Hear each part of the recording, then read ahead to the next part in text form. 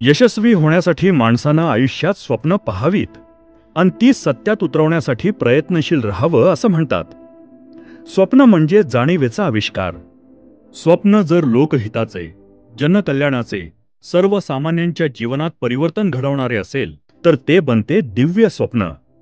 आणि जे पूर्णच होणार नाही अशा नकारात्मक निराशेतून पाहिले जाते त्याला म्हणतात दिवा स्वप्न.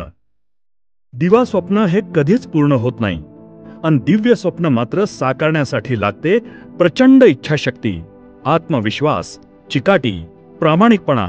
त्याही पेक्षा लागते ती कामावरील अढळ निष्ठा. हे दिव्य स्वप्न जेव्हा सत्यात उतरतं ना तेव्हा अवतरते नवी पहाट. सकारात्मक बदल होऊ लागतो आयुष्याचा आणि कळत न कळत मिळत जाते ते समाधान. त्या भावना दिसू लागतात चेहऱ्यावर. हो, चेहऱ्यावर.